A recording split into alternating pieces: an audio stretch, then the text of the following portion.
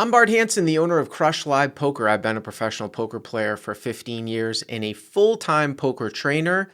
And today I'm going to answer your Reddit questions. Golden Ace 76 asks, do you think some people just have it when it comes to poker and others can never reach an elite level? Well, I have coached some of the highest stakes players in the world, including a lot of businessmen over in China. Just because you are successful in life doesn't mean that you're necessarily going to be successful in poker. I've met a lot of intelligent people that just for whatever reason don't have it, even sometimes when they're in kind of like a parallel industry, like they're some sort of trader or something like that. You do have to be intelligent to be a good poker player, but just because you have intelligence isn't going to mean that you will be a good poker player. So to answer your question, some people just don't have it. They don't have the patience, they don't have the emotional control, and a lot just give up. Ducks222 asks, what are the 3 most reliable tells that you see at 1-3 or 2-5? I am not a guy that's really big on physical tells. I'll tell you that right now. But one of the most reliable tells is the speed in which someone actually bets. I call this bet pacing, especially when a card at the end of a hand, like on the river, really changes something a lot. Like if somebody's not thinking about the amount that they're going to bet when a card comes that might complete a flush or pair the board, whether they have the nuts, which means the best hand, or they are bluffing, that card should dictate that they should still take some time to figure out how much they're going to bet. And when they don't take any time, it's usually a really reliable tell that they might actually be bluffing. If you look at really sort of amateur inexperienced players, sometimes people will shake when they have it. This is kind of like a release of tension. And another thing I've noticed is that if somebody makes a big bet on the river and they kind of fake being relaxed or give you a little bit of a fake smile, that's them trying to portray that they might be strong. This is not always the case. Sometimes people can throw in like a reverse tell or something like that, but those have been pretty reliable for the most part over many, many years. Exotron7 asks, what is your favorite call-in hand? Well, that's a good question. We've been doing the call-in show for probably 7 or 8 years now, and there's one in particular that kind of sticks out with me. It was a guy who called in that was running a big bluff, what's called a triple barrel bluff. He bet the flop, turn, and then he moved all in on the river, but he was bluffing. He missed his draw, and when his opponent called him, he told the guy that he had aces, causing his opponent to actually muck his hand, to throw his hand away, even though he was lying. And then he showed the fact that he didn't have aces. He had like 7 high. Now, for anyone that's played poker for a long time, this is a huge scumbag angling move. And there were a lot of comments. We called it the 4-barrel bluff, where the guy triple barreled off, got called, then lied about what he had and got the guy to fold. This is not like a legal bluff. The guy called him. He wasn't lying and got the guy to fold on the river. He got called and then lied and announced his hand incorrectly, causing his opponent to muck his hand. It was a very interesting call and probably one of my favorites. Senior Purchase 6961 says, I feel like a lot more players could be break even or winning if they could just control their tilt. Do you agree with that, and how would you suggest they approach it? Well, tilt means when someone gets angry about something that's happened in the game, usually because they have gotten unlucky. We call that like a bad beat.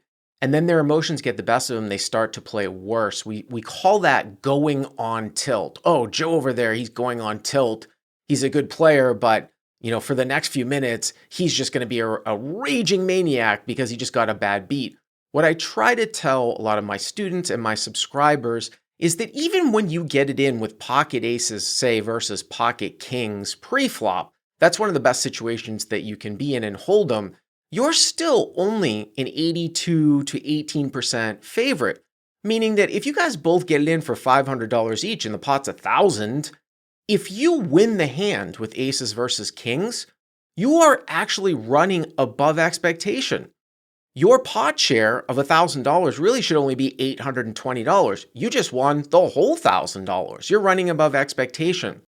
There has to be enough luck in poker or nobody would really gamble with it. People wouldn't gamble and play chess. You wouldn't play like a grandmaster with chess. So there's going to be bad luck in poker, but there's also going to be good luck. And I would call it almost like hidden good luck that a lot of people don't take into account. So you just have to make the best decisions and you can't control things like the way that the cards come out. The only time that I ever really get upset at myself where I might have to walk away from the table is if I make a bad decision or, oh my God, that was a stupid play. I never get mad that I might get unlucky or get 1 or 2 outed or something like that when I'm 95% ahead, because when I'm 95% ahead, I'm going to lose 5 out of 100 times. It's just part of the game. BDS8999 asks, what's the reality these days of a guy leaving his $30 to $40 per hour blue-collar job and making a better living playing? So you have to get into private games to do really well? I really wouldn't recommend playing full-time poker for anyone, except maybe if you are a young guy without that many expenses. I wouldn't recommend it for, say, someone trying to support a family, because you can have prolonged losing streaks and it puts a lot of stress on your life. Now, there is certainly an income cap nowadays, especially in live no-limit hold'em games, because some of the highest games where you have some of the juiciest players, the players that you actually want to play with, have all gone private. And sometimes they've even gone private inside a casino. What does that mean? It means that there's a game that's going like at the Bellagio or at the Wynn, but you can't play in it. You have to be invited into it. That's really put an income cap on even some of the best players. So to really make, a top win rate of like $100 an hour in a public game over the long term is very, very hard. You were asking about a blue collar job, which I think obviously can be hard on yourself physically, but any $30 to $40 an hour job that actually might give some sort of benefits and might have the opportunity for you to sort of pad your resume or maybe move up in that particular profession, I would recommend sticking with it. I think that poker is actually a great part-time gig. It's a great way to make supplemental income. I wouldn't recommend doing it full-time for almost anyone. VXD asks, what were the early days working at Live at the Bike like? Well, that was quite a long time ago. Back in early 2005, I had the opportunity to commentate with a good friend of mine, David Tuckman, on the first live poker cash game stream. And this was back when there wasn't like YouTube, there wasn't Vimeo. You had to pay extra money for your own bandwidth, and it wasn't very easy to stream. Back when we first started, we were in a utility closet and we commentated 5 hours a day, 5 days a week. When I look back at that, it's absolutely insane. There was no air conditioning in the room, but it really sort of shaped my playing skills and also my commentary skills as well. I had a lot of fun during the first iteration of Live at the Bike, which lasted for about 2.5 years. I remember commentating with then WSOP champion Greg Raymer in that utility closet. I was a big guy. He's a big guy. You can imagine how hot it got back then. But it actually started my poker career as well because I had the opportunity to see so many hands. I could see what the best players were doing. And it really, really jump-started my skill and my ability to beat other players because I was, say, gaining experience by just commentating. I like to say that 1 hour of commentating almost equaled like 50 hours of live play. And then when I started to jump into some of the bigger games at the Bicycle Casino in Los Angeles, I was pretty much instantly one of the best players in the entire room by just commentating so much. It was really great times. CL Smith 15 asks, I've heard you talk about chip spiking countless times, but I feel I still don't really understand the logic behind it. Chip spiking is a term that I made up. There's all kinds of poker terms. Somebody made a specific poker term up. Chip spiking, I made that one up. It really should be called like pot spiking, but chip spiking comes from the thought, and this is where I got this from, back when I used to play $5, $10, $1,500 cap buy-in at the Commerce in the 2000 teens, we were only allowed to use $5 chips and $100 chips, yellows and whites. And what I noticed was that when I had a value hand, when I went to bet on the river, if the pot was rather large, but it contained mostly or all $5 chips, I wouldn't get called as much. Like I might bet $500 into a $700 pot. Like I'm betting less than the size of the pot, but I wasn't getting called all that much. And what I realized was, especially against the recreational players, the ones that I was trying to extract the most amount of value from, they weren't keeping track of the pot size. So they had no idea at the end of the hand on the river how big the pot was. They didn't know that I was only betting 500 into 700. They were looking at the pot and they just saw a pile of these yellow $5 chips. Well, what I realized was that if I started using my $100 chips to bet earlier on in the hand by the river, they could see the fact that there were several $100 chips in the pot. So now that $700 pot had $500 chips in it, and then a pile of $5 chips. Now my $500 bet would get called more often into 700 or 800 because the person could actually see that there were $100 chips in the pot. So I used oversized chips, and I still talk about this. I use oversized chips to spike the pot so that my opponent actually knows the true pot size. If I was going to go and bet, say, $150, I wouldn't bet $150 in $5 chips like everybody else. I would bet two $100 chips, say $150. The dealer would actually give me change from the pot, give me back $5 chips, and now all of a sudden, the pot had less $5 chips in it and more $100 chips, allowing me to make larger value bets at the end that would get called more often because I was showing my opponent the pot size. JAT750 asks, what is your general approach to c-betting post-flop? C-betting or continuation betting is one of the most important and frequent parts of the game in No Limit Hold'em. And usually when someone asks me this question, it has to do with c-bet bluffing. I'll talk about c-bet bluffing and also value. First, c-bet bluffing, I actually came up with something called the c-bet bluffing matrix, which you look at a specific situation and you take these different factors and then you weight them against your short-term image, meaning if you are winning or losing. And if you've been winning a lot in the short term, you have a good image and you will get more credit with your bluffs. And if you've been losing in the short term, you have a bad image. You take these factors, you scale them on a scale of 1 to 10, and then you take your image and you scale that on a scale of 1 to 10, and then you add those two together. And if those two numbers add up to over 10, you have a c-bet bluff. One of the most important factors in c-bet bluffing is number of opponents. I would say it's the number one most important thing. So you don't want to be c-bet bluffing against like 7 people, but 1 or 2 people really is a sweet spot. Now, in terms of c-betting for value, I still probably c-bet for value way more than what theory would say and GTO, Game Theory Optimal, would say, because I just feel that people call far too much. So at a typical 2-5 game where in theory a certain board might be checked most, if not all of the time, I'm still betting a lot with my overpairs because I know my opponent isn't going to necessarily attack the board. They're playing off of just their hand strength and they're calling far, far too wide. And I want to get the most amount of value that is possible. Possible recording. This guy again asks, what is Fifth Street Chicken? Fifth Street Chicken, another term that I made up kind of similar to chip spiking. Fifth Street Chicken came about because we were trying to figure out whether or not we should call an aggressive action from our opponent on the turn and then sometimes fold on the river when nothing actually changes at all except for the fact that the guy bet again.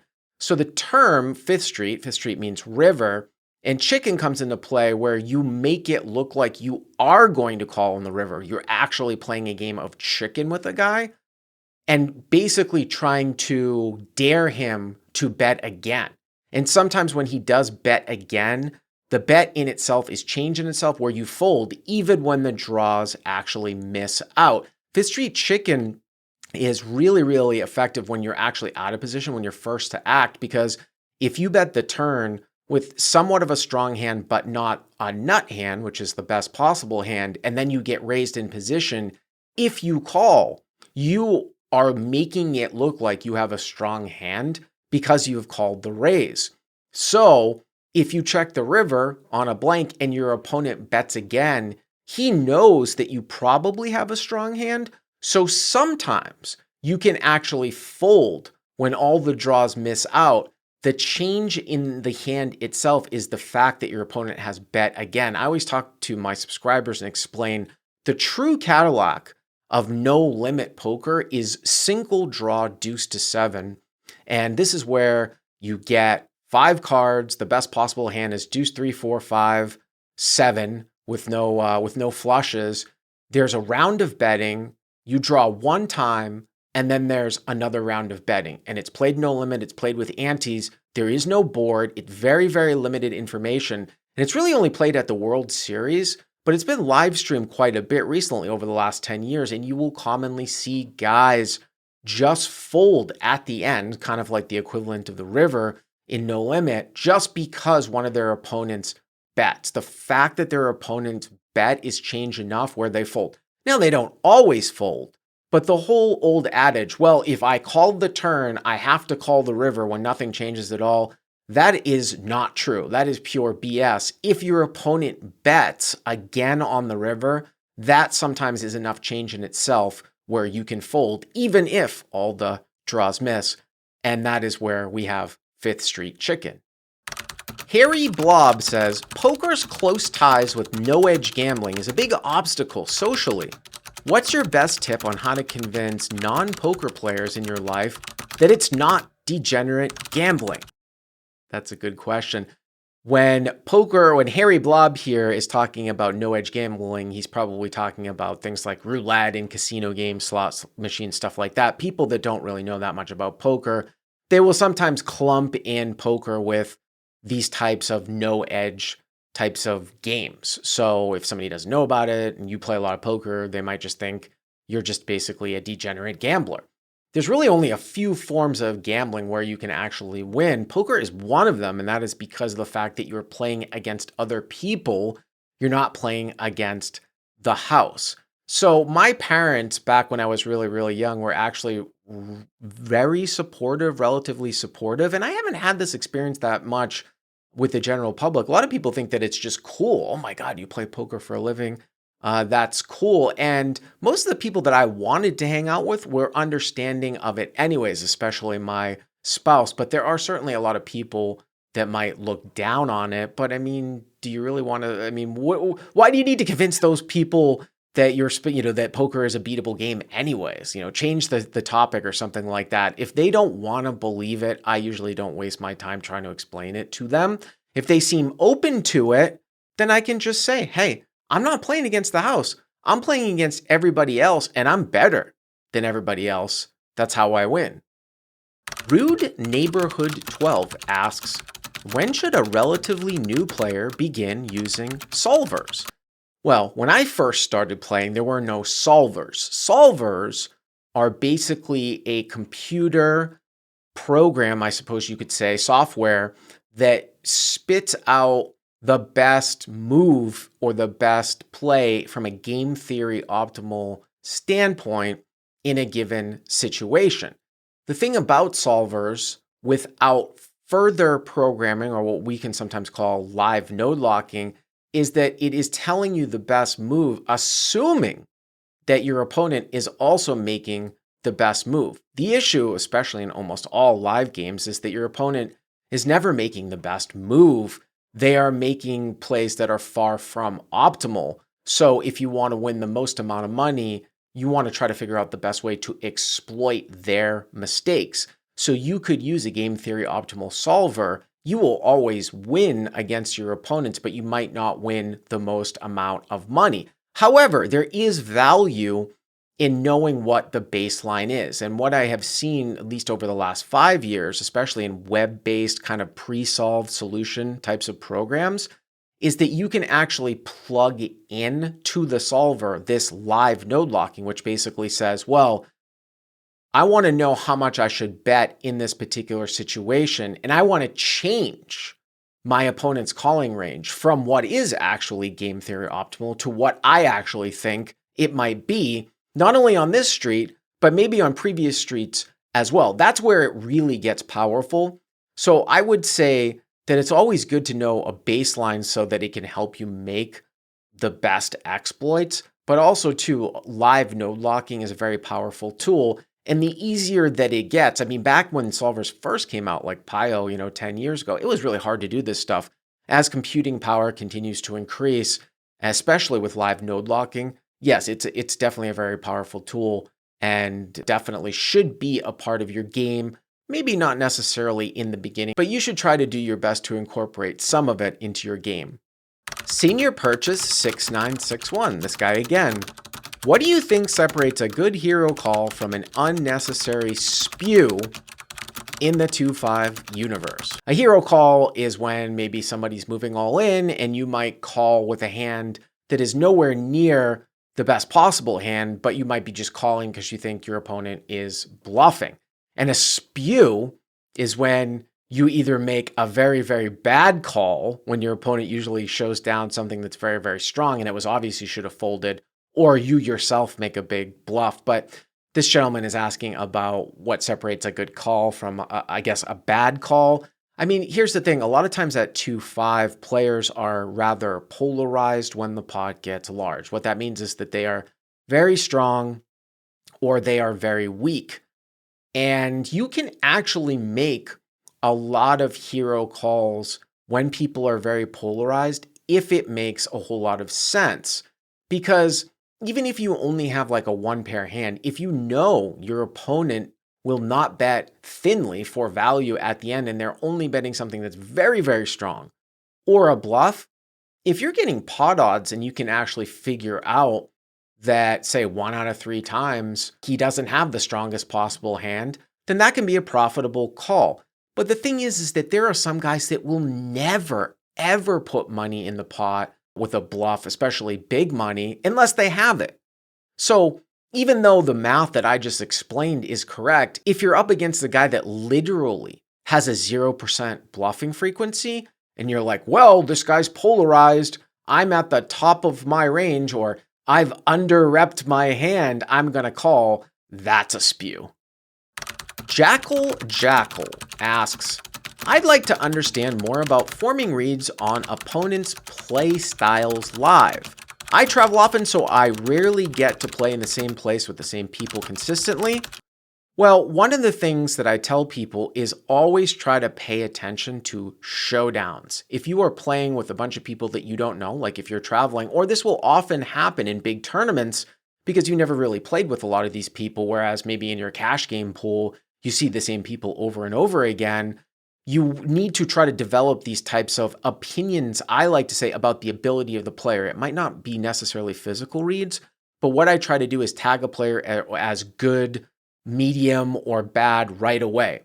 And one of the things that you can do the quickest is pay attention when somebody turns over their hand at showdown. I always tell this anecdote. I made this gigantic hero fold on a guy that I didn't know at Commerce. Maybe this was 10 or 15 years ago, where I had flopped top 2 pair as the field caller. He was the pre-flop raiser. I think it was like Jack 10-9. He bet, I raised with top 2, and then he made a gigantic all-in for like $2,000. And I hadn't really seen him play, but I didn't think usually people at 5-10 weren't going to just be like shoving all in there with just an overpair in a spot like that. So I really thought, well, maybe he had bottom set, maybe he had a set of jacks 10s, or he had king queen for a straight. So I ended up folding, but there was another guy that actually got in with him with that hand, and the pre-flop raiser showed aces, and I had to walk that one off. 2 hands later, I saw the guy limp call a raise from under the gun with jack deuce suited. If I had seen him play Jack deuce suited from under the gun for a limp call, not in a million years would I have ever folded a hand like top two. So seeing showdowns are very, very important. Also seeing the people that are making the correct value bets in position on the river, and then sometimes checking back hands that should be value bets, and they're not. They're just checking and taking a showdown. So again, I really, really like to try to tag these unknowns as good or bad players almost immediately. And the most powerful way to do that is by paying attention to showdowns.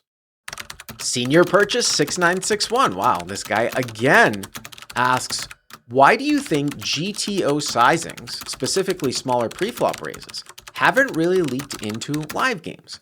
GTO sizings, game theory optimal sizings, usually just means smaller sizings. So typically in a live game, and this is, way back when live no limit cash games first started, people would raise to like 7x pre-flop. 510, the raise would be to 60 or 70. Now it's kind of like to 3 to 4x, but game theory optimal, especially like in a no ante type of game, might only just be a minimum raise. Like playing 2-5 and raise to 10. Definitely not more than say 3x, but you will see larger sizings live. But the thing is that for the most part, I actually don't think that that's that bad. In a lot of cases, it's actually correct because I'm trying to win the most amount of money. I'm not trying to necessarily play the best GTO style. If at 2-5, I'm playing at, say, Encore Boston Harbor, my local room, and if I can raise it to 20 and I still get the same hands that call me as if I'm raising to 15, then if I'm raising to 15 with my value hands, I'm actually leaving value on the table. Now, you can make an argument that sometimes from late position or in steal spots, or when you're not raising with a value hand, you're raising as a bluff, you're risking too much to win the blinds. Because in the end, poker is about a battle of the blinds. But I just think that people don't want to play anywhere near as tight as they should live because it's boring. So the pre-flop raise amounts reflect the fact that people play too many hands. And that's why people don't use a whole lot of quote unquote GTO sizes at that levels. Now, people use bet sizes post-flop that are quite large too. They don't usually use the very, very tiny bet sizes like 15, 20, 25%, but you have started to see some really, really large sizing that we never saw before the solvers come into play, like over bets, 2x, 3x type pot size bets. Because remember, it is no limit. You can bet any amount. So some of that stuff is creeping in, but I don't know if we're ever going to see the truly, truly small bet sizing that GTO might dictate at the smaller size games. The Flames Were Golfin' asks, what adjustments do you make when you play against a new to you player who clearly knows who you are and watches your content? How do they tend to play against you? Well, I wish I always knew when somebody knew who I was, but a lot of people will just tell me. It's a little game that I actually have to play with myself, especially if somebody tells me that they're actually a CLP website subscriber, then I know that they probably know my game down pretty well, and I might change things up. I might do things that I don't often advocate, like slow play, or play certain types of hands in certain types of positions. But for the most part, I think it's more of I might change the way that I'm typically advocate for getting the most amount of value, or maybe running a bluff in a given situation. But yeah, it can be hard sometimes. I can level myself because I know that they know my whole game plan, but then do I think that they know that I know that they know that I know the whole game plan? So it can go on forever. I just try to play my game, but in the back of my head, sure, I know that they have a lot more information about my game than, say, I do about theirs. But if they're my website subscriber, they're probably pretty decent players.